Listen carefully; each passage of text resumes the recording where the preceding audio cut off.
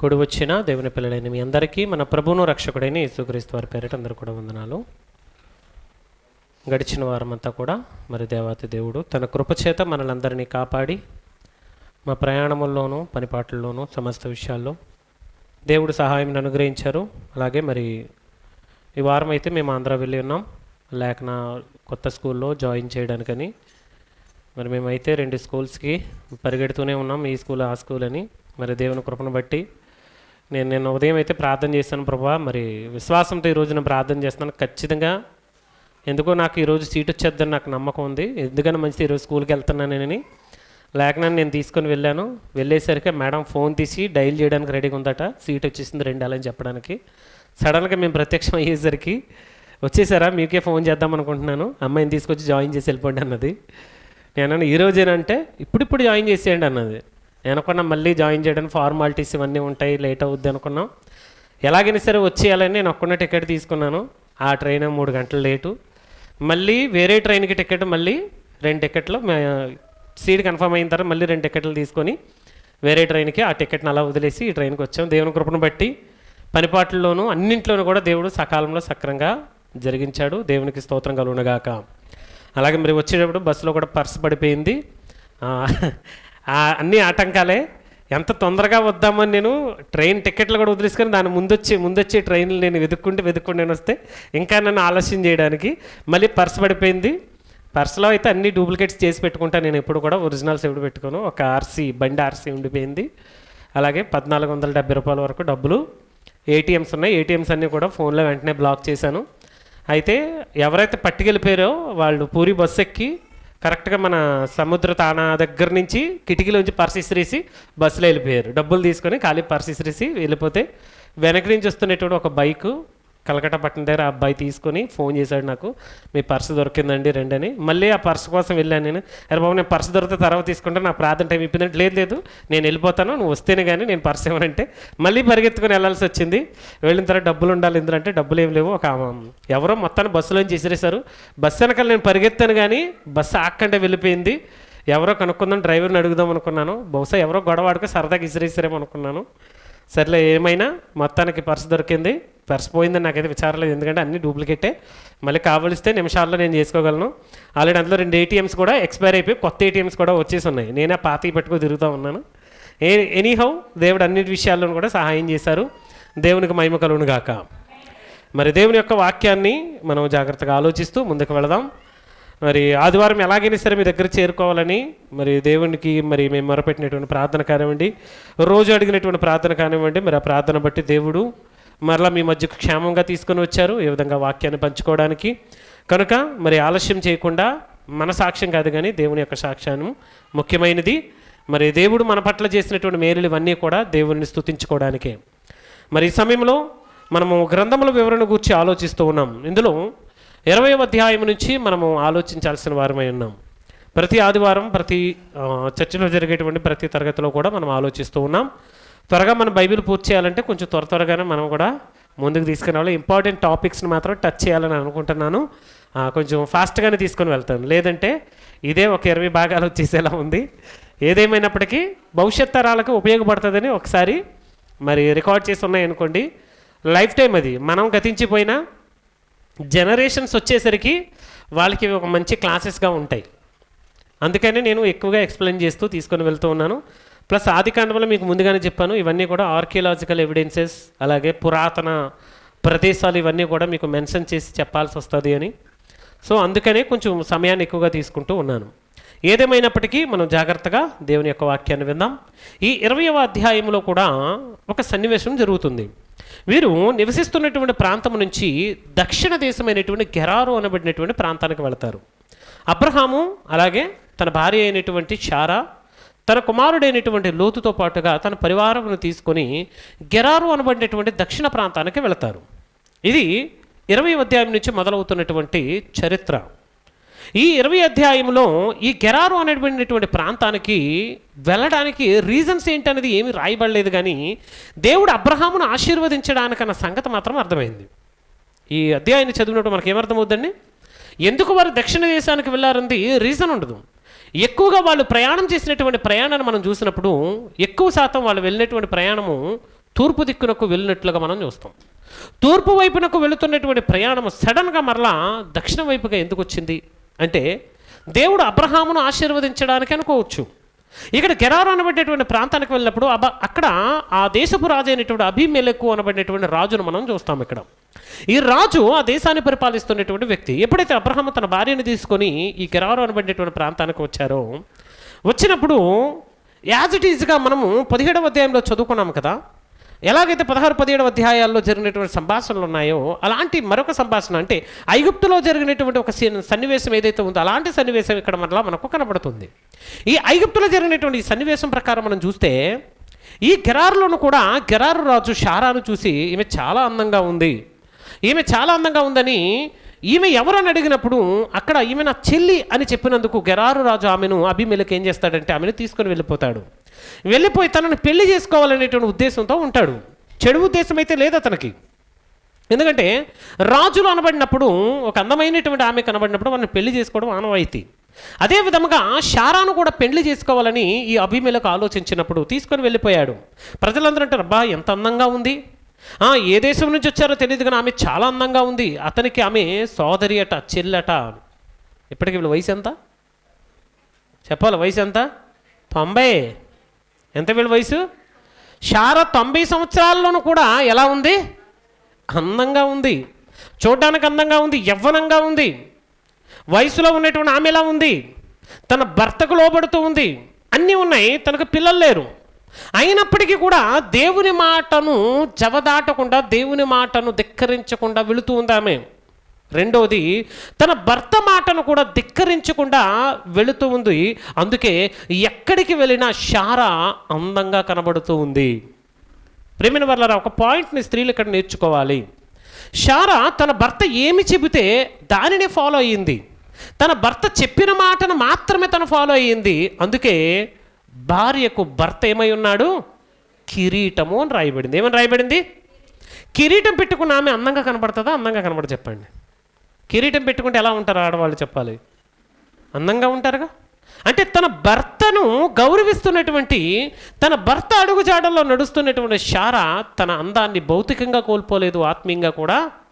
90వ సంవత్సరం వచ్చినప్పటికీ చూసేటువంటి వారికి ఈమె ఆకర్షణగానే నిలబడింది. దేవునికి స్తోత్రం కలుగునుగాక. అంటే దేవుని యొక్క అడుగుజాడల్లో నడిచినప్పుడు భయభక్తులను కలిగి భర్త మాట జవదాటకుండా భర్త అడుగుజాడల్లో నడిచినటువంటి స్త్రీలకు, ప్రియమైన వాళ్ళరా, వాక్యంలో చాలా ప్రయారిటీ ఉంది. ఆమెను గుణవతిగా చెబుతుంది వాక్యం. ఆమెను పొగిడినటువంటి మాటలు ఎన్నో రాయబడినటువంటి వాక్యాలు మనం చూస్తాం. గుణవతి అయినటువంటి భార్య దొరుకుట అరుదు, ఆమె ముత్యము కంటే అమూల్యమైనది అన్నాడు. అందుకే షారా ఒకే ఒక్క మాట అన్నాడు, మనం పోవు చోటుకెల్లా దేవుడు మనల్ని దీవిస్తాడని ఒక మాట చెప్పాడు. మనం వెళ్దామా అన్నప్పుడు మారు మాట్లాడకుండా తన భర్తతో పాటుగా షారా ఏం చేసింది?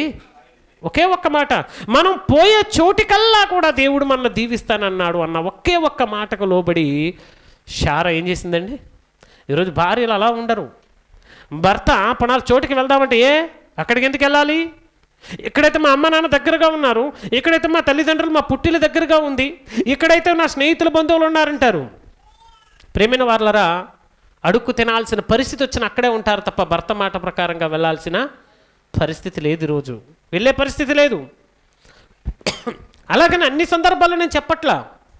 భార్యలు మీరు ఆలోచించాలి. వాక్యానుసారంగా నడుస్తున్నటువంటి భర్తకు లోబడాలి. మీరు వాక్యానుసారంగా నడుస్తున్నటువంటి భర్తకు మీరు లోబడి బ్రతకాలి. అక్కడికి వెళ్ళిన తర్వాత కూడా అతడు నీకేమవుతాడంటే షారా అంటుంది, అతడు నా సహోదరుడు అని చెబుతున్నా, అన్న అని చెబుతుందండి. ఎందుకు?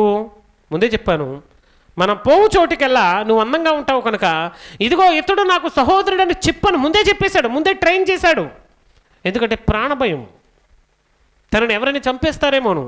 అంతే కదండి. ఉన్నూరులకి పొన్నూరులకి తేడా ఉంటుంది. ఉన్నూరుడికి బలం ఎక్కువ ఉంటుంది, పొన్నూరుడికి బలము తక్కువ ఉంటుంది. ఎంత సైన్యం ఉన్నా మనం బయట ఊరు నుంచి వచ్చి ఇంకొక ఊర్లో ఉన్నాం అనుకోండి, ఊర్లో ఉంటున్నాం అనుకోండి, ఈ ఊర్లో ఉన్న వాళ్ళకి మనం ఏం చేస్తాం? సాధారణంగా కొంచెం భయపడతాం. ఎందుకంటే మన ఊరిది. అబ్రహాము కూడా అదే జరిగింది. అంటే అబ్రహాము నీతిమంతుడైంది, తన భార్య విషయంలో అబద్ధం ఎందుకు ఆడాడంటే చాలామంది వాదించే వాళ్ళు కూడా లేకపోలేదు. ఒకసారి మీరు 11వ అధ్యాయంలోనికి, ఆ 12వ అధ్యాయంలోనికి వెళ్ళి మీరు ఆ చరిత్రను చదివినప్పుడు ఎక్కడ కూడా అబ్రహాము యొక్క వంశావళిలో షారా కనబడదు మనకి.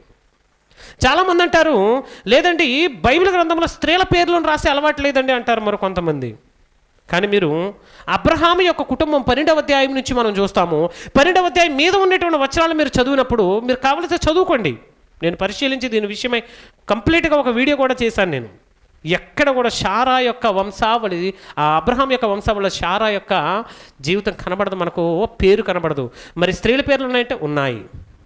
చాలామంది స్త్రీల పేర్లు అక్కడ రాయబడ్డాయి తప్ప శారా పేరు మాత్రం రాయబడలేదు. మరి అబ్రహాం ఎందుకు చెప్పాడు ఈమె నా తల్లి కుమార్తె కాదు నా తండ్రి కుమార్తె అంటే? తండ్రి అనబడినటువంటి మాటకు చాలా అర్థాలు ఉంటాయి. తండ్రి అనబడినటువంటి మాటకి తాతను కూడా వాళ్ళు తండ్రి అంటారు. మేబీ తాత పరంగా వచ్చినటువంటి వంశావళి కూడా కావచ్చు. దేవునికి స్తోత్రం కలుగునుగాక. కాబట్టి విషయాన్ని అర్థం చేసుకోవాలి. అందుకే ఈమె నా సహోదరి, వర్షకైతే సహోదరి అవుతుంది, కానీ ఈమె నాకు భార్య అయింది. ఎలా? మా తాతగారి యొక్క లేదా మా పెదనాన్నకి పుట్టింది లేదా మా చిన్నాన్నకి పుట్టింది అన్నట్లుగా వర్షభావంతో ఆయన మాట్లాడినట్లుగా అక్కడ చూస్తాము. ఇక్కడ మనం కంటిన్యూగా మనం చదివినప్పుడు ప్రియమైన వాళ్ళారా మనకి ఈ సంగతులన్నీ కూడా అర్థమవుతాయి. తర్వాత అబీమెలెకు ఆమెను తీసుకొని వెళ్ళిపోయిన తర్వాత ఈ అధ్యాయం అంతా మీరు చదివితే మీకు అర్థమవుతుంది. నేను ఓవరాల్గా చెప్పుకుంటూ వెళ్తాను, మీరు చదువుకోండి. అలా అబీమెలెకు ఆమె విషయంలో అడిగిన ప్రతి దానికి కూడా జరిగినటువంటి సంభాషణ ఇది. ఆ రోజు రాత్రి కలలో దేవుడు మాట్లాడతారు అబీమెలెకుతో. అబీమెలెకు, నీ ఇంట చేర్చుకునేటువంటి ఈమె ఒకనికి భార్య, ఆమె విషయంలో నీవు చచ్చిన వాడవు అంటాడు. ఏమంటాడు దేవుడు? ఆమె విషయంలో నువ్వు చచ్చిన వాడవు అంటే చచ్చిపోయినోడు. ఆమె పక్కన ఉంది, అందంగా ఉంది. ఆమెను ఏం చేయాలనుకున్నా సరే నువ్వు చచ్చినోడితో సమానం, అలాగే ఉండాలి. ఆమెను ముట్టుకోకూడదు. నువ్వు చచ్చిన శవం కదులుతుందా? సచ్చిన శవం పక్కోళ్ళ గురించి ఆలోచిస్తుందా? సచ్చిన శవము అటు ఇటు తిరగబడుతుందా? ఏది జరగదు. నీవు కూడా అలాంటి వాడు. ఆమె విషయంలో నువ్వు రాజువు కావచ్చు, బట్ ఐఎమ్ ద గాడ్, నేను దేవుణ్ణి, నాకు ప్రవక్త అతడు. ఇదిగో ఈమె ఒకనికి భార్య, అతడు దేవునికి ప్రవక్త అయి ఉన్నాడు. అబ్రహాం ఎవరట? ప్రవక్త. ఆలోచించండి, ఒక ప్రవక్త అయినటువంటి అబ్రహాముడి విషయమై ఆయన మాట్లాడుతున్నటువంటి మాట ఇది. దేవునికి స్తోత్రం కలుగునుగాక. ప్రవక్త అయినటువంటి అబ్రహామును గూర్చి మనము ఇక్కడ చూస్తూ ఉన్నాం. ఎప్పుడైతే దేవుడు ఈ మాటను చెప్పాడో అబీమెలెకు రాజు యొక్క గుండెల్లో దడ పరిగెట్టింది, కాళ్ళు చేతులు వణకడం మొదలుపెట్టాయి. ఉదయం లేచేంత వరకు, ఉదయం తెల్లవారేంత వరకు టెన్షన్. తెల్లవారు లేచిన తర్వాత అబ్రహాముని పిలిపించి, నువ్వు నాకు చేసినదేంటి? ఎందుకు నా కుటుంబం మీదకి ఇంత పెద్ద కీడును తీసుకొని వచ్చావు? ఒకవేళ నేను పొరపాటున మీ మీద చెయ్యేసుంటే నేను, నా వంశం, నా రాజవంశం మొత్తం, నా సామ్రాజ్యం అంతా కూడా ఏమైపోయేది? ఎందుకంత తప్పు చేశావంటే ఈ ప్రాంతంలో ఏ భయము లేదు, దేవుని భయము లేదు. దేవునికి స్తోత్రం కలుగునుగాక. దేవుని భయము లేని వారు ఎలా ప్రవర్తిస్తారో మనం అబీమెలెకు రాజును చూసినప్పుడు అర్థమవుతుంది ప్రియమైన వారలారా. దేవుని భయము లేదు కనుకనే నేను ఇలా చెప్పాల్సి వచ్చింది అని కొంత సంజాయిషి ఇచ్చుకుంటూ వచ్చాడు.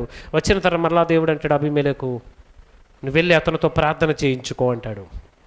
ప్రియమైన వారలారా, ఒక దైవజనుడు, ఒక ప్రవక్త మన గురించి ప్రార్థన చేసినప్పుడు దేవుడు మన జీవితంలో అద్భుతాలను చేస్తాడు. దేవునికి స్తోత్రం.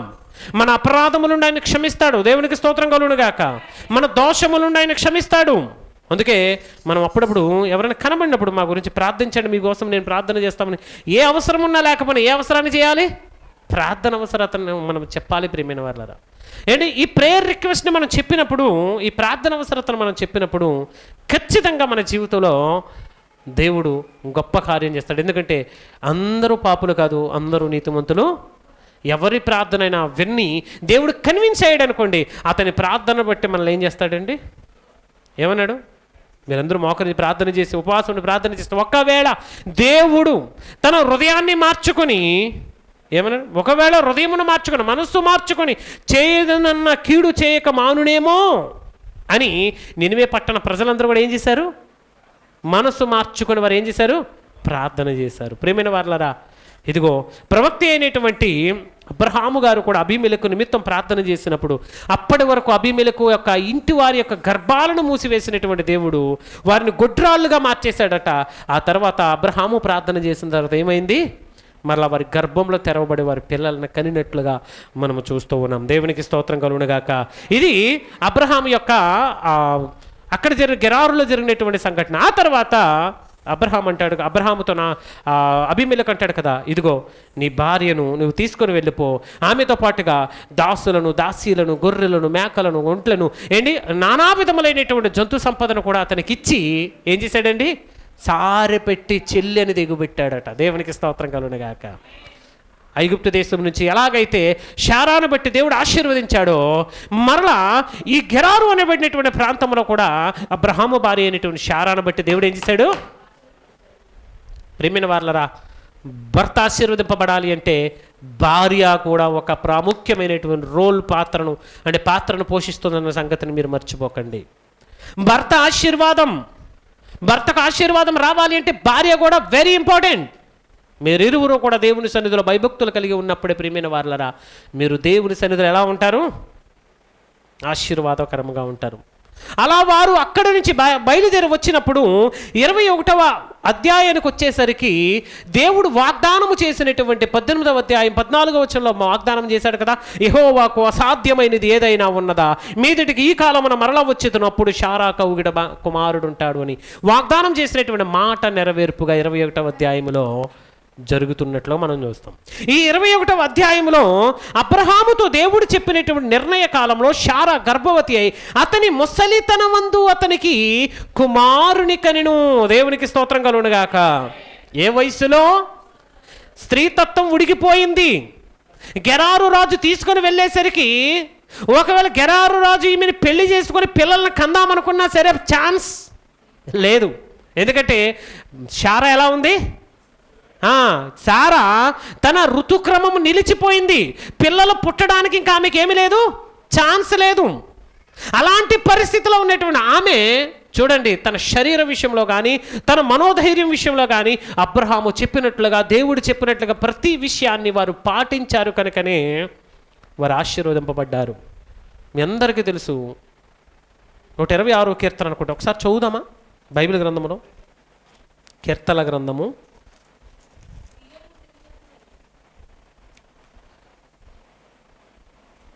127వ కీర్తన. యెహోవా ఇల్లు కట్టించిన ఎడల కట్టువాని ప్రయాసము. ఒక ఇల్లు కట్టాలంటే ఎవరి ప్రయాసం కావాలి? ఇల్లు అంటే ఏదో కొంపల గురించి చెప్పట్లా ఇక్కడ. 4 గోడలు ఉన్న ఇల్లు గురించి, సిమెంట్ రేకులు స్లాబ్ వేసుకున్న దాని గురించి చెప్పట్లా ఇక్కడ. యెహోవా ఇల్లు కట్టించని ఎడల దాన్ని కట్టివాని ప్రయాసము. అందుకే చాలామంది పిల్లలు కావాలనుకుంటారు, కానీ వాళ్ళు ఎన్నిసార్లు కట్టినా గర్భఫలం నిలబడదు. కిందకు వచ్చేసరికి అంటాడు చూడండి, యెహోవా పట్టణమును కాపాడని ఎడల దాన్ని కావలి ఉంటే వారు మేలుకొని కావలి కాసునను కూడా అది వ్యర్థమే. దాని అంటారు చూడండి, మీరు వేకువన లేచి చాలా రాత్రి అయిన తర్వాత పండుకొనుచు కష్టార్జితమైనటువంటి ఆహారమును తినుచుండుటయు కూడా వ్యర్థమే. కానీ వ్యర్థము కాకుండా ఉండాలి అంటే మీరు దేవునికి ప్రియులై ఉండాలి అంటుంది వాక్యం. దేవునికి స్తోత్రం కలుగునుగాక. తన ప్రియులు నిద్రించుచుండగా ఆయన వారికి ఇచ్చిచున్నాడట. ఏంటట? తన ప్రియులు నిద్రించుచుండగా, ముసలి వాళ్ళే, బలం ఉడికిపోయిన వాళ్ళే, కానీ వీళ్ళు నిద్రపోతున్నప్పుడు దేవుడు వారికి ఏమిచ్చాడు? గర్భఫలం ఇచ్చాడు. అదే రాస్తున్నాడు కిందకు వచ్చేసరికి ఏమంటాడండి? తన ప్రియులు నిద్రించుచుండగా ఆయన వారికి ఇచ్చుచున్నాడు కుమారులు యెహోవా అనుగ్రహించు. ఇప్పుడు ఏమిచ్చాడు? కుమారుణ్ణి అనుగ్రహించాడు. అంటే అబ్రహాము, శారా వీరిరువురు దేవుని యొక్క సన్నిధిలో నిందారహితంగా ఉన్నారు. వీరిరువురు దేవునికి ఇష్టమైనటువంటి వాళ్ళగా ఉన్నారు. దేవుడు చెప్పిన ప్రతి మాటను తూచా తప్పకుండా పాటించారు. అందుకే ఒక్క అబ్రహాము ప్రియమైన వాళ్ళ దేవునికి స్నేహితుడు అని పిలువబడ్డాడు. ఎవరన్నారు బైబిల్ గ్రంథంలో? He is my friend. దేవుడు చెబుతున్నాడు ప్రత్యేకంగా, ఇతడు నా స్నేహితుడని. చిన్న మాట కాదు ఇది. ఇతడు నా స్నేహితుడని చెబుతున్నాడంటే అది ఏమాత్రం చిన్న మాట కాదు. ఎంత ప్రియమైన వాడైతే, ఎంత ఇష్టమైన వాడైతే, అబ్రహాము నిద్రపోతూ ఉన్నప్పుడు అబ్రహాముకి దేవుడు ఏమిచ్చాడు? గర్భఫలాన్ని ఇచ్చాడు. కుమారుడు యెహోవా అనుగ్రహించు స్వాస్థ్యం. గర్భఫలము దేవుడిచ్చు బహుమానమును అనుగ్రహించాడు. వరముగా అనుగ్రహించాడు. వాగ్దాన పుత్రుడు. ఈ పుట్టబోతున్నటువంటి వాడు ఇస్సాకు ఏమై ఉన్నాడు? వాగ్దాన పుత్రుడై ఉన్నాడు. వాగ్దాన భూమిని స్వతంత్రించుకోవడానికి వారసుడై ఉన్నాడు. దేవునికి స్తోత్రం కలుగునుగాక. దేవుడు ఆజ్ఞాపించిన ప్రకారము అతడు 8 దినముల వాడై ఇస్సాకు అను తన కుమారునికి సున్నతి చేసిన. పుట్టిన తర్వాత కుమారుడికి 8వ దినమున దేవుని యొక్క ఆజ్ఞ ప్రకారముగా 8వ రోజున ఏం చేశాడు? సున్నతిని చేసినట్లుగా మనం చూస్తాం. అబ్రహాము కుమారుడైన ఇస్సాకు అతనికి పుట్టినప్పుడు అతడు 100 ఏండ్ల వాడు. ఎన్నో సంవత్సరాలు పుట్టాడు? 99లో ఆజ్ఞ ఇచ్చాడు, నా మాట ఇచ్చాడు. తర్వాత ఎన్నో సంవత్సరాలు పుట్టారండి? 100వ సంవత్సరం వచ్చేసరికి ప్రియమైన వారలారా అబ్రహాముకు ఇస్సాకు పుట్టినట్లుగా క్లియర్గా ఏజ్ మెన్షన్ చేశాడు ఇక్కడ. అంటే చాలామంది చూడండి, ముసలి వాళ్ళ దగ్గరికి వయసు అయిపోయిన తర్వాత లేటుగా పెళ్ళిళ్ళు చేసుకుని పిల్లలకని వీళ్ళు కష్టపడి వీళ్ళు పెద్దోళ్ళు చేసి వీళ్ళు కష్టార్జితను మేము తింటామా తినమా అని ఆలోచించే వాళ్ళు కూడా చాలామంది ఉంటారు. అంతే కదండి. అందుకే యవ్వన ప్రాయమందు పుట్టిన కుమారుల బలవంతుని చేతిలో. అందుకే ఏ టైంలో ఏం జరగాలో ఆ టైంలో అన్నీ కూడా ఏం చేయాలి, పెళ్ళిళ్ళ విషయంలో అయినా పిల్లల విషయంలోనైనా కరెక్ట్గా వయసు వచ్చినప్పుడు మీరు పెళ్లి చేసుకుంటే మీ బలము మీ పిల్లలను పొందుకొని వారు జన్మించినప్పుడు వాళ్ళు ఎలా ఉంటారు, బలవంతుని చేతిలో బాణముల్లా ఉంటారు. అంత మాత్రమే కాదు, వారు పెద్ద ఎదిగేసరికి ఒక సక్రమమైనటువంటి మార్గంలోనికి వారు వచ్చేసరికి, ఒక మంచి ఉద్యోగంలోనికి వచ్చేసరికి అప్పటికి మీకు రిటైర్మెంట్ వస్తుంది. కరెక్ట్గా వాళ్ళు మిమ్మల్ని పోషించే స్థాయికి వాళ్ళు ఎదుగుతారు. ప్రేమైన వారు లేకపోతే ఏమవుతుందో తెలుసా, కష్టపడి మీరు సంపాదించిందంతా మీ రిటైర్మెంట్లో మీరు సంపాదించుకుందంతా వీళ్ళు ఉద్యోగాలు చేయకుండా వ్యాపారాలు చేయకుండా అప్పుడప్పుడు ఇది ఏం చేస్తారు, మొత్తం నాశనం చేసే వృద్ధాప్యంలో మిమ్మల్ని ఏం చేస్తారండి, నానా కష్టాలు పాలు చేస్తారు. వాక్యం కరెక్ట్గా చెబుతుందండి. సిస్టమేటిక్గా ఒకడు తన కుమార్తెకు ఈడు మించిపోయిన ఏళ్ళ పెళ్లి చేయని ఉద్దేశించిన ఏళ్ళ అని రాశాడు. అంటే అర్థం ఏంటి, పెళ్లి చేయవలసిన ఈడు వచ్చినప్పుడు ఆ ఈడులో అతడు ఏం చేయాలట, ఆమెకు వివాహం చేయాలి. ఎంత సిస్టమేటిక్గా రాశాడో. కానీ సిస్టమేటిక్గా నువ్వు నడుచుకోకపోతే, ఎంత సిస్టమేటిక్గా నువ్వు వెళుతున్నా వాక్యానుసారంగా నడవకపోతే ఎటువంటి ఉపయోగము లేదు. కానీ అబ్రహాము ఇస్సాకు వారి జీవితంలో చూడండి, వారు నడిచిన నడవడికని మీరు చూడండి. ప్రేమైన వారలారా, ఇప్పుడు శారా అంటుంది 6వ వచనంలో అంటాడు చూడండి, నాకు దేవుడు నవ్వు కలుగజేసను వినివారు ఎల్లా నా విషయమై. ఇదివరకు ఏ విషయంలో నవ్వారు, గుడ్రాలని నవ్వారు. ఇప్పుడు ఏ విషయంలో నవ్వుతారు, పిల్లల తల్లని నవ్వుతారు. దేవునికి స్తోత్రం. ఇదిగో నా విషయంలో నవ్వుదురు, మరియు శారా పిల్లలకు స్తన్యం ఇచ్చినని ఎవరు అబ్రహాముతో చెప్పును, నేను అతనికి ముసలితనమందు కుమారుని కంటిని కదా. నేను శారా అనుకుంటున్నాడు, నా కొడుక్కి పాలు పెట్టి వాళ్ళు ఎవరున్నారు, ముసలిదైపోయింది అంటే. ఇప్పుడు శారా ఏమంటుంది, సిగ్గుపడి నా భర్తకి ఎవరని చెప్తే బాగును, నా కొడుక్కి నేనే పాలు పడతాను. ఏంటి ఈ డిస్కషన్ మీకు చూడడానికి విచిత్రంగా అనిపించవచ్చు, బట్ రియల్ ఫ్యాక్ట్స్ ఇవి. 91-92 సంవత్సరాలు వచ్చేటప్పటికి పాలు ఇవ్వడానికి ఇంకేముండదు. ఏంటి, ఆ స్త్రీకి శరీరంలో ఎటువంటి బలం ఉండదు. కానీ అంటుంది, నేను నా కుమారుడికి పాలిస్తానని నా భర్తతో ఎవరు చెబుతారు అని చెబుతూ అంటున్నాడు చూడండి. అనేను అంటే ఆ తర్వాత జరిగిన విషయాలన్నీ కూడా మనకి ఇక్కడ రాయబడలేదు. కానీ ఆ పిల్లవాడు పెరిగి పాలు విడిచెను. పాలు విడిచిన దినమందు అబ్రహాం ఏం చేశాడు, అన్నీ ఎందుకు విందు చేశాడో తెలుసా. పాలు వదలడం విందేంటి, పుట్టినప్పుడు కదా విందు చేయాలి, అలాంటి ఏమీ లేవుండాయి. పుట్టినప్పుడు అసలు ఏది కూడా చేయలేదు, పాలు విడిచినప్పుడు చేసి అంటే సక్సెస్ఫుల్గా తన కుమారుడు తన బాల్యం ఏం చేసుకున్నాడు, కంప్లీట్ చేసుకున్నాడు. పుట్టినరోజులు ఎప్పుడు చేస్తాం మనం, సంవత్సరానికి ఒకసారి చేసి చేసి అప్పుల పాలు అయిపోతున్నాం, అంతేనా. అంటే మనం ఒక కేక్తో సరిపెట్టుకుంటున్నాం, కానీ మా అయితే ఒక 1000 రూపాయలు ఖర్చు పెట్టి చేసే వాళ్ళ గురించి చెప్తున్నా. మనిషికి చూడండి కొన్ని దశలు ఉంటాయి. పిల్లవాడు పుట్టిన తర్వాత వాడు బ్రతుకుతాడో లేదో కూడా డౌటే. ఎందుకంటే పుట్టినప్పుడు చాలా రకాల రోగాలతో పుడుతున్నారు, మందులతోనే ఈరోజు గర్భాలు మందులతోనే కంటున్నారు, సిజేరియన్స్. ఆ పుట్టిన తర్వాత కూడా మళ్ళీ ఇంక్యుబేటర్లో పెట్టి పెంచి పెంచి పెంచి వాడు ఒక మనిషిని చేసేసరికి ఉన్న ఆస్తులన్నీ ఏమైపోతున్నాయి, మంచినీళ్ళ కరిగిపోతున్నాయి. అలాంటి పరిస్థితిలో పిల్లవాడు పాలు విడిచేసరికి అబ్రహాము విందు చేస్తున్నాడు. ఇది మొదటి దశ. అంటే పాలు విడిచిన తర్వాత అతను బలమైనటువంటి ఆహారం తినడానికి సిద్ధమవుతున్నాడు. తను శిశు దశ నుండి బాల్యములోనికి అడుగుపెట్టాడు. బాల్యం నుండి 12 నుంచి 16 సంవత్సరాల వరకు కూడా ఇది బాల్య దశ అంటారు. 16 నుంచి మనం చూసినప్పుడు కౌమారపు దశ, 18 నుంచి యవ్వనము, అది సుమారుగా 30 సంవత్సరాల వరకు. అక్కడి నుంచి నడువయసు తర్వాత వృద్ధాప్యం. అంటే మన జీవితంలో మహా అయితే ఎన్ని పండగలు రావాలి, 5, అంతేనా. ఎన్ని రావాలి, 5 పండుగలు. కానీ సంవత్సరానికి ఒక పండగ చేసి రే కేక్ కట్ చేసినప్పుడల్లా కొవ్వొత్తులు ఆరుపుతున్నావు అంటే నీ జీవితంలో ఒక సంవత్సరం పోయిందిరా అని, నువ్వు సావుకి ఇంకా దగ్గర అయిపోయారా అని, బాగున్న దాన్ని కోసేసి నీ జీవితం ఇలా అయిపోతుందిరా అని వాడికి జ్ఞాపం చేస్తున్నావు. వాడేం చేస్తాడు, పండుగ చేసుకుంటున్నాడు. కానీ మన జీవితంలో ఒక సంవత్సరం అప్పటికే సంకనాకపోయిందన్న సంగతి మనకి, సంవత్సరం పెరిగింది, వయసు పెరిగింది అనుకుంటున్నాం, కానీ నీ ఆయుష్ తరిగిపోయిందన్న సంగతి మర్చిపోతున్నావు. దేవునికి స్తోత్రం కలుగునుగాక. పాలు విడిచిన దినం మన అబ్రహాము విందు చేశాడు.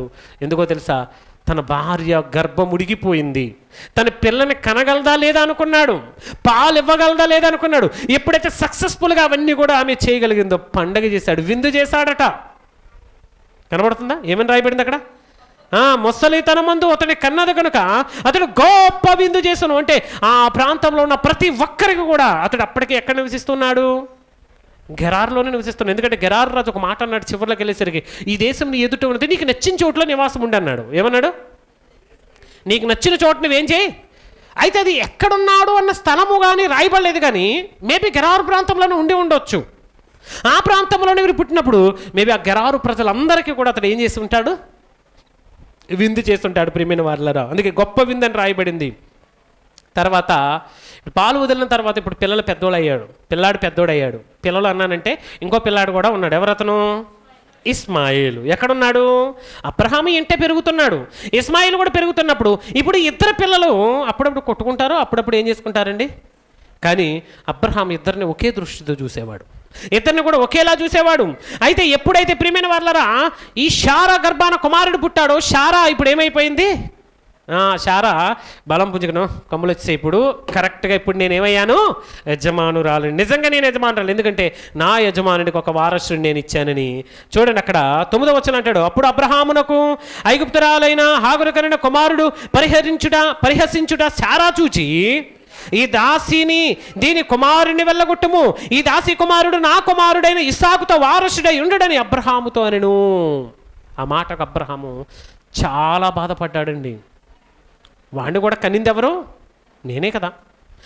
వాడిని కూడా కనింది నేనే అయినప్పుడు ఇదిగో దేవా, ఇదిగో ఇద్దరు కుమారుల విషయమై నాకు చాలా బాధ కలుగుతుంది. నా యొక్క భార్య అయినటువంటి శారా ఇదిగో ఈ యొక్క హాగరు కుమారుడు అయినటువంటి ఇస్మాయిలును హాగరును వెళ్ళగొట్టమంటుంది. ఏం చేయాలి ప్రభు అని దేవుని సన్నిధిలో ప్రార్థన చేస్తున్నప్పుడు ప్రేమిన వారలారా దేవుడు అంటున్నాడు 12వ వచనంలో, అయితే దేవుడు ఈ చిన్నవాణిని బట్టి నీ దాసిని బట్టి నువ్వు దుఃఖపడవద్దు, శారా నీతో చెప్పు ప్రతి విషయంలో ఆమె మాట వినుము, ఇస్సాకు వలన అయినదియే నీ సంతానము. అంటే ఎప్పటి వరకు మేబీ దేవుడు వాగ్దానం చేసిన తర్వాత కుమారుని ఇస్తాను అన్న తర్వాత మేబీ అనుకోయి ఉండొచ్చు, ఇస్మాయిలు పుట్టాడు కదా, ఇతడు నా కుమారుడు అయి ఉండొచ్చేమనుకున్నాడు. కానీ 21వ అధ్యాయంకి వచ్చేసరికి ఆ మాట తప్పు అని నెరవేరింది. అప్పుడు అంటున్నాడు, మళ్ళీ కన్ఫర్మ్ చేస్తున్నాడు, శారా గర్భాన పుట్టిన ఇస్సాకే నీకేమవుతాడు? వారసుడు అవుతాడు. అందుకే ఇస్సాకును వాగ్దాన పుత్రుడు అంటారు. దేవునికి స్తోత్రం కలుగునుగాక. ఆ వాగ్దాన పుత్రుని గూర్చి ఆయన మాట్లాడుతున్నటువంటి మాట, ఇదిగో ఇస్సాకు వలన అయినదియే నీ సంతానం అనబడును, అయినను ఈ దాసీ కుమారుడు నీ సంతానమే, అయినను ఈ దాసీ కుమారుడు కూడా నీ సంతానమే గనుక అతనిని కూడా నేనేం చేస్తాను? నీకు మాట ఇచ్చాను, నీ సంతానాన్ని ఏం చేస్తాను? గొప్ప జనముగా చేస్తాను, ఆకాశ నక్షత్రముల వలె సముద్రపు ఇసుక రేణుల వలె చేస్తానన్నాను కదా. ఇతడు కూడా నీ కుమారుడు కాబట్టి ఇతన్ని కూడా నేను ఏం చేస్తాను? ఒక గొప్ప జనముగా చేస్తానన్నాడు. ప్రేమైన వారలారా, తెల్లవారినప్పుడు అబ్రహాము లేచి ఆహారమును నీళ్ల తిత్తిని తీసుకుని ఆ పిల్లవాడినితో కూడా హాగరును అప్పగించి ఆమె భుజం మీద వాడిని పెట్టి ఆమెను పంపివేసిన ఆమె బెయేర్షెబా అరణ్యంలో అటు ఇటు తిరుగుచూ ఉండెను. మీ అందరికీ తెలుసు కదా, ఈ విషయాన్ని నేను మాట్లాడేశాను ఆల్రెడీ. హాగర్ విషయంలో మాట్లాడినప్పుడే ఈ సందర్భం అంతా కూడా ఒకసారి నేను ఏం చేశాను? మాట్లాడేశాను. బెయేర్షెబా అనేటువంటి ఆ ప్రాంతం నుండి ప్రాంతమునకు ఆమె వెళ్ళిపోతూ ఉంటుంది. అక్కడికి వెళ్ళిపోయినప్పుడు వాళ్ళ నీళ్ల తిత్తులో ఉన్నటువంటి నీళ్ళు ఎండిపోయి, కారణం ఏంటంటే అది ఎడారి ప్రాంతం. ఏ ప్రాంతం అది? అరేబియా ప్రాంతం అదంతా కూడా ఎడారి. ఆ ఎడారి ప్రాంతంలో నీళ్ళు అయిపోయాయి. నీళ్ళు అయిపోతున్నప్పుడు నీళ్లు లేక పిల్లవాడు గుక్కపట్టి ఏడుస్తూ ఉన్నప్పుడు వాడిని పక్కన పడేసి తల్లి కూడా పక్కకు పోయి ఏడుస్తూ ఉందండి. ఈ కుర్రవాడి బాధను, ఈ పిల్లవాడి బాధను నేను చూడలేను, ఇదిగో ఈ చిన్నవాడు చనిపోయేలా ఉన్నాడని పక్కన పడేసి ఏడుస్తూ ఉంది. అప్పుడు ఆ మొరను విన్నటువంటి, ఏడుపును విన్నటువంటి పిల్లాడు ఏడుస్తున్నాడు అనుకుంటాం. చిన్నపిల్లలకి చాలా సైగులు ఉంటాయండి. చిన్న పిల్లలు ఉన్నారనుకోండి మన ఇంట్లో, పుట్టిన పిల్లలు, వాడు ఏడుస్తున్నాడంటే అర్థం ఏంటి? వెంటనే వాడికి ఏం చేస్తాము? పాలు తగిలిస్తాం. ఎందుకు? వాడికి ఆకలి వేస్తుందని సింబల్. వాడి ఏడుపు కారణం ఏంటి? దుఃఖం కాదు అక్కడ. వాడి ఏడుపు కారణం ఏంటి అక్కడ? ఆకలి. ఆకలి తీరిన తర్వాత ఏడుస్తున్నాడు అనుకోండి, వెంటనే మీకు అనిపిస్తుంది వీడు కడుపులో ఏదో నొప్పి ఉంది. తెలుసు కదా తల్లులకి, కన్న తల్లులందరూ మీకు బాగా తెలుసు. వీడు కడుపు నొక్కుతుంది, అందుకే వీడు ఏం చేస్తున్నాడు? ఏడుస్తున్నాడు. కాబట్టి ఇమ్మీడియట్గా వీడికి ఏం చేయాలి? డైజెషన్ కోసం ఏం చేస్తాం? వాడికి మందు పెడతాం. అయినా తగ్గలేదు అనుకోండి, ఇమ్మీడియట్గా ఎక్కడ తీసుకొని వెళ్తాం? డాక్టర్ దగ్గర తీస్తాం. డాక్టర్ గారు పాలు తాగాడు, ఇదిగో అరగడానికి కూడా మందు పెట్టాను, అయినా సరే వీడు ఏడుస్తాడు, వీడు కడుపులో ఏదో బాధ ఉంది, ఒకసారి చూడండి డాక్టర్ చెక్ చేస్తాడు, పనాలు బాధ ఉంది, పనాలు రోగం ఉంది, పనాలు బలహీనత ఉందని ఐడెంటిఫై చేస్తాడు. దేవునికి స్తోత్రం కలుగును గాక. పిల్లలు ఏడుస్తున్న ప్రతి ఏడుపుకి వెనకాల ఒక మీనింగ్ ఉంటుంది. ఇదిగో ఈ బాలుడు కూడా ఏడుస్తున్నప్పుడు దేవుడు ఆ ఏడుపుని ఎలా తీసుకున్నాడట? మొరలా తీసుకున్నాడట. దేవునికి స్తోత్రం కలుగును గాక. ఆ ఏడుపులోనే ఏం ఉంది? తండ్రి నాకు నీళ్లు కావాలన్న ప్రార్థన ఉంది. ఎందుకంటే చిన్ననాటి నుండే ఏడుపులోనూ కూడా ప్రార్థించే పిల్లలు కావాలి. మీ పిల్లలకు ఏడ్చినప్పుడు నేను చూశానండి, జీవన్ బ్రదర్ వాళ్ళ పిల్లలు ఉంటారు, వాడు పడిపోయి ఇలా దెబ్బ తగిలి ఇంత గడ్డం అంతా లేచిపోయి 4 కుట్లు పడేలా ఉంటే ప్రార్థన చేస్తున్నాడు వాడు, యేసయ్యా దీన్ని నువ్వేం చేయి, బాగు చేయని. మన పిల్లలు అలా చేస్తారని ప్రార్థన? నిజం చెప్పండి. వాడు పడిపోయాడు, తలకు దెబ్బ తగిలేసింది, యేసయ్యా ఈ దెబ్బని స్వస్థపరిచిన ప్రార్థన చేసుకుంటున్నాడు. వాడు చిన్నోడు, ఇంత ఉంటాడు వాడు, మొండోడు. మన పిల్లలు అయితే ఇక్కడ కూర్చుంటారు, ఇక్కడ నెత్తి మీద. అంటే భయభక్తులు కావాలి పిల్లలకి చిన్ననాటి నుండే. దెబ్బ తగలకుండా ప్రార్థించడం నేర్పించాలి. ఏడుస్తున్నప్పుడు, జ్వరం వచ్చినప్పుడు యేసయ్య బాగు చేస్తాడని వాడికి చెప్పాలి. నువ్వు చెప్పకపోతే వాడికి ఎలా తెలుస్తుంది? వాడికి జ్వరం రాగానే ఇదిగో ఈ టాబ్లెట్ వేసుకో, దేవుడు నిన్ను స్వస్థపరుస్తాడు, యేసయ్య నీ మీద చెయ్యుంచి ప్రార్థన చేసి ఇదిగో యేసయ్య నిన్ను స్వస్థపరుస్తాడని చెబితే వాడికి బాగులేనప్పుడు ఏమంటాడు తెలుసా? ఏమంటాడు? నా దగ్గరికి వచ్చి ప్రసాదాలు అబ్బాయి వస్తాడు, వచ్చి సాయంగా రాత్రి అయిపోతే ఏమంటాడు తెలుసా? పొరపాటునాడు చాప కనపడితే చాప వేసేసి ఎందుకు ప్రార్థన పెట్టుకుందాం రండి అని పిలుస్తున్నాడు. అసలు భయం భక్తి లేదు వాళ్ళ అమ్మ నాన్నకి. కానీ వాడు మాత్రం ఏం చేస్తాడు? చప్పట్లు కొట్టి భాష తెలీదు, కానీ వాడికి అర్థమైందేంటి? రండి ప్రార్థన టైం అయింది, ప్రార్థన పెట్టుకుందాం అంటున్నాడు. దేవునికి స్తోత్రం కలుగును గాక. వాడి భాష వెంటనే కుమార్కి అర్థమైపోతుంది కదా. వాడు ప్రార్థన పిలుస్తున్నాడు, మీరు ఇక్కడే ఉన్నారు, పదండి ఆడు ఆల్రెడీ చాప పరిచేసి పరుగులు అందరికీ.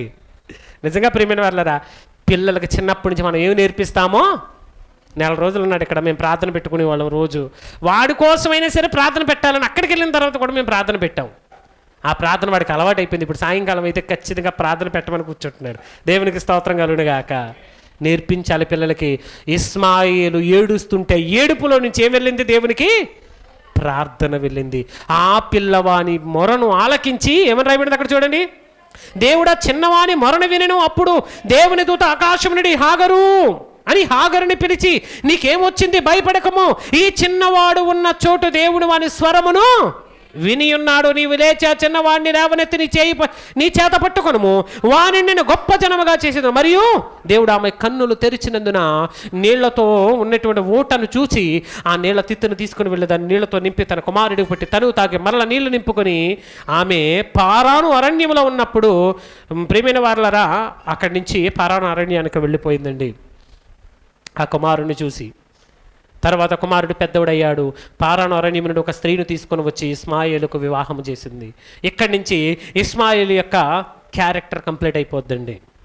నెక్స్ట్ ఇంకా మనం ఎవరి క్యారెక్టర్ మనం చూస్తామంటే, ఇస్సాకు యొక్క క్యారెక్టర్ అనేది ఇక్కడి నుంచి ఏమవుతూ ఉంటుంది, కంటిన్యూ అవుతూ ఉంటుంది. ఇక్కడ చూడండి 22వ వచనం, ఆ కాలమందు అబీమెలెకును అతని సేనాధిపతి అయినటువంటి పీకోలును అబ్రహాముతో మాట్లాడి, నీవు చేయి పనులన్నింటిలోనూ దేవుడు నీకు తోడై ఉన్నాడు. అంటే ఇంకా ఎక్కడున్నారు వీళ్ళు? గెరారులోనే ఉన్నారు. గెరారులోనే ఇస్సాకు పుట్టాడు. ఇస్సాకు పుట్టినిల్లు ఎక్కడ ఇప్పుడు? గెరారు అనేటువంటి దేశం. అబీమెలెకు ఏమవుతాడు? ఇస్సాకు మేనమామ అవుతాడు అనుకోండి, అంతే కదా. చారిటీ పుట్టింటే ఏమవుతాడు? మేనమామ అయిపోయాడు. అంటున్నాడు, ఇద్దరు వచ్చి సైన్యాధిపతి వచ్చి మాట్లాడుతూ అబ్రహాంతో అంటున్నాడు, దేవుడు నీకు తోడై ఉన్నాడు, నువ్వు ఎక్కడికి వెళ్ళినా దేవుడు నిన్ను దీవిస్తూనే ఉన్నాడు, నీవు నన్నైనను నా కొడుకులనైనను నా ఆస్తులనైనను వంచింపక నేను నీకు చేసిన ఉపకారము చొప్పున నీవు పరదేశి అయినటువంటి ఈ దేశములో చేసేదనని దేవుని పేరట ఇక్కడ నాకు ప్రమాణం చేయి. అబ్రాహామును చూసి గెరారు రాజు భయపడిపోతున్నాడు. ప్లీజ్ నీకు నాకు మధ్య ఒక అండర్స్టాండింగ్ వద్దాం. ఇదిగో నీవు నన్నైనను నా పిల్లలనైనను ఎవరిని కూడా నువ్వు ముట్టుకోకు.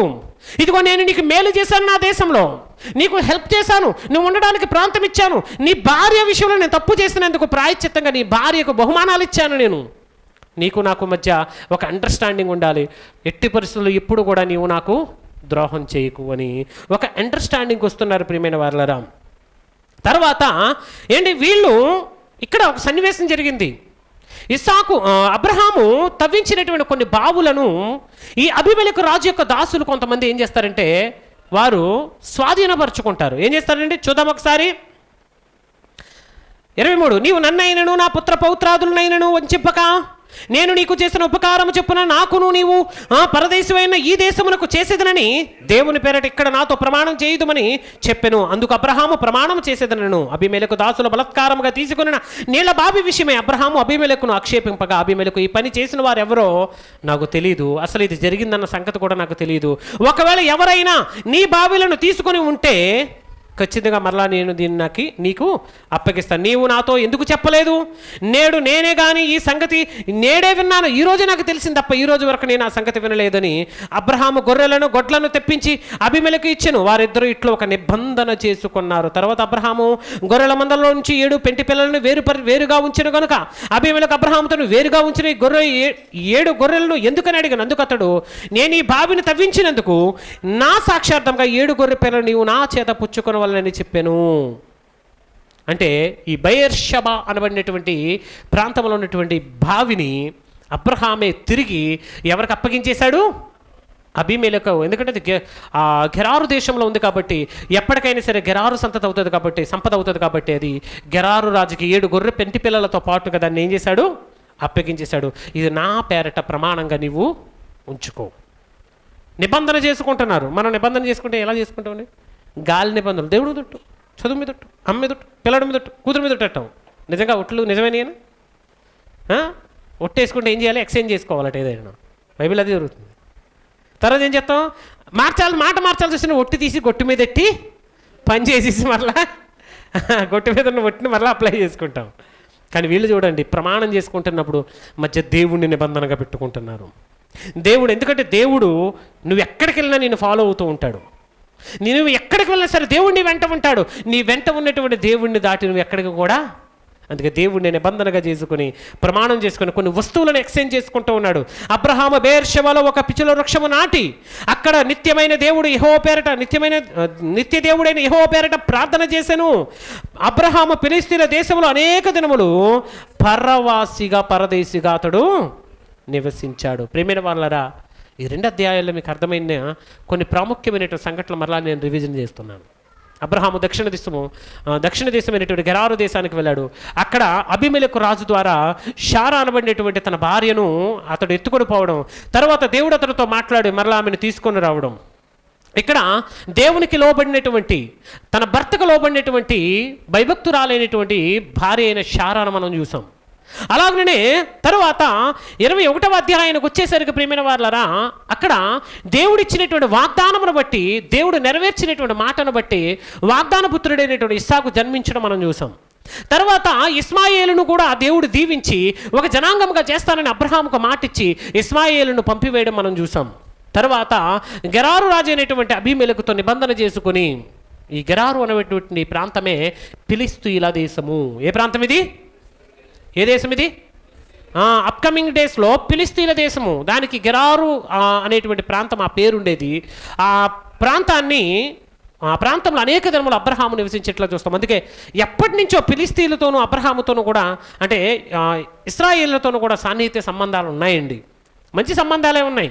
తర్వాత క్రమంలో వీళ్ళు వెళ్ళిపోయిన తర్వాత వచ్చినటువంటి పిల్లలు, ఎలాగైతే యోసేపు ఐగుప్తు దేశంలోకి వెళ్ళిన తర్వాత కొత్త రాజు వచ్చి యోసేపుని ఎరగని రాజు వచ్చిన తర్వాత ఇశ్రాయేలును బాధింపడం ఎలాగైతే మనం చూసామో, తర్వాత క్రమంలో ఈ ఫిలిష్తీయులు కూడా అబ్రహాము సంతానం, ఇస్సాకు సంతానమైనటువంటి ఇశ్రాయేలీలతో యుద్ధం చేయడం మనం చూస్తాం భవిష్యత్ కాలాల్లో.